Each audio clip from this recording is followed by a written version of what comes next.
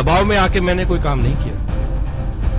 तो जितने भी ऐसी मुझे सुनने में आ रहा है कि ऐसा कोई नैरेटिव बिल्ड करने की कोशिश की जा रही है कि जिन्होंने ईडी के दबाव में कर दिया, सीबीआई के दबाव में कर दिया, तो ये सारी मेरे ख्याल से गलतफहमी है। इस प्रकार का नैरेटिव बिल्ड किया जा रहा है। लेकिन जब अपनी आंखों के सामने अगर जिन वैल्यूज के लिए हम इकट्ठा है, जिन वैल्यूज के लिए आम आदमी पार्टी ज्वाइन की, अगर वो बिल्कुल कॉम्प्रोमाइज्ड होते हुए अगर देखने को मिली, तो फिर कहीं ना कहीं पीड़ा एक आम आदमी की सेवा करने के लिए जुड़े थे, वो आम आदमी से मेरे ख्याल से सब वो लोग खास हो गए। इतना जरूर मैं कह सकता हूं कि अगर कोई सरकार अगर लगातार हर छोटे विषय पे, हर बड़े विषय पे अगर केंद्र सरकार के साथ पूरा समय, चाहे उसके मंत्री हैं चाहे चीफ मिनिस्टर हैं, अगर पूरा समय अगर वो लड़ाई में निकालेंगे, तो मेरी ख्याल से दिल्ली का विकास है।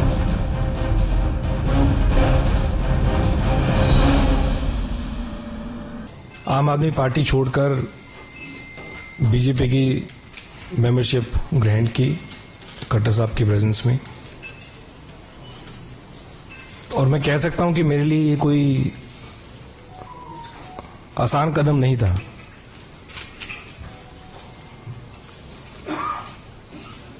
अन्ना जी के दिन से हम पार्टी से जुड़े,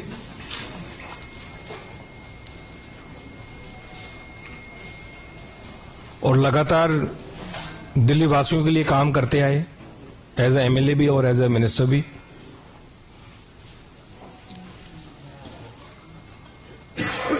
और सही पूछे तो कुछ लोग सोचते हुए कि ये ओवरनाइट कुछ डिसीजन हो गया या किसी के दबाव में मैंने निर्णय लिया। हर एक व्यक्ति जो ये सोच रहा है कि किसी के दबाव में मैंने निर्णय लिया, मैं ये कहना चाहता हूं कि मैंने आज तक किसी के दबाव में आके कोई काम नहीं किया, कोई काम नहीं किया। और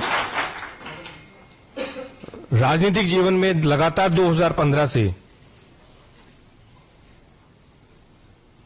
पार्टी में रह के, एमएलए रह के और एज ए मिनिस्टर भी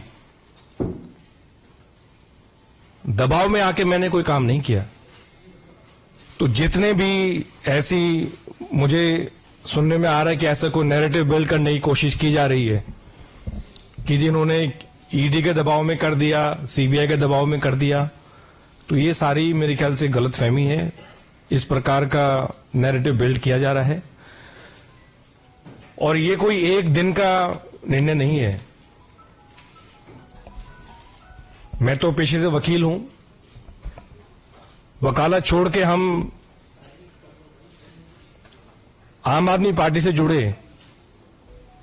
अन्ना जी के टाइम से, और मेरे ख्याल से केवल मैं नहीं था, हजारों लाखों कार्यकर्ता लोगों ने अपनी नौकरी छोड़ी, अपना काम छोड़ा और एक विचारधारा से जुड़े, एक पार्टी से जुड़े, क्योंकि उन्होंने उस पार्टी में एक उम्मीद देखी, एक व्यक्ति में उनको उम्मीद दिखी। उस विचारधारा से वो जुड़े और मैं भी जुड़ा, और लगातार दिल्ली वासियों की सेवा करने के मकसद से मैं जुड़ा पार्टी में। राजनीति करने का मेरा और कोई मकसद नहीं था, लेकिन केवल अगर कोई मकसद था तो सिर्फ लोगों की सेवा करना और दिल्ली का हम किस प्रकार से विकास कर सकें, उस मकसद के लिए हम जुड़े। लेकिन जब अपनी आंखों के सामने अगर जिन वैल्यूज के लिए हम इकट्ठा है, जिन वैल्यूज के लिए आम आदमी पार्टी ज्वाइन की, अगर वो बिल्कुल कॉम्प्रोमाइज्ड होते हुए अगर देखने को मिली, तो फिर कहीं ना कहीं पीड़ा। और ये मेरे शब्द हो सकते हैं, लेकिन मैं गारंटी के साथ कहता हूं कि इन शब्दों के पीछे वो लाखों हजारों कार्यकर्ताओं की आवाज है, वो भावना है कि जिस मकसद के लिए वो जुड़े थे वो आज उनको नजर नहीं आ रहा। एक आम आदमी की सेवा करने के लिए जुड़े थे, वो आम आदमी से मेरे ख्याल से सब वो लोग खास हो गए हैं। मैंने अपने पत्र के माध्यम से जो किन कारणों से मैं आम आदमी पार्टी छोड़ी, वो मैं उसके बारे में कुछ ज्यादा नहीं कहूंगा। मैंने अपने पत्रों के माध्यम से सारी चीजें लिख दी हैं, लेकिन इतना जरूर मैं कह सकता हूं कि अगर कोई सरकार अगर लगातार हर छोटे विषय पे, हर बड़े विषय पे अगर केंद्र सरकार के साथ पूरा समय, चाहे उसके मंत्री हैं चाहे चीफ मिनिस्टर हैं, अगर पूरा समय अगर वो लड़ाई में निकालेंगे तो मेरे ख्याल से दिल्ली का विकास नहीं हो सकता। दिल्ली का विकास अगर हमें करना है तो अपने अच्छे संबंध बना के रखने जरूरी हैं। मेरा जितना समय एज ए मिनिस्टर निकला, जितने भी विभाग रहे, मुख्य रूप से आज भी मुझे एज ए ट्रांसपोर्ट मिनिस्टर ही जाना जाता है, और जितना भी मुझे मौका मिला मैंने पूरी कोशिश की कि चाहे वो केंद्र सरकार है चाहे एलजी से है, क्योंकि हमारा मकसद दिल्ली वासियों के लिए काम करने का था। हमारे पॉलिटिकल एम्बिशंस को आगे रखने का नहीं था, अपने पर्सनल एम्बिशंस को आगे रखने का नहीं था। मेरे ख्याल से जितने भी लोग आम आदमी पार्टी में जुड़े, उनका मकसद अपना कि किसी चीज की वजह से अब मैं जो चाहता हूं वो ऊपर हो, वो मकसद नहीं था।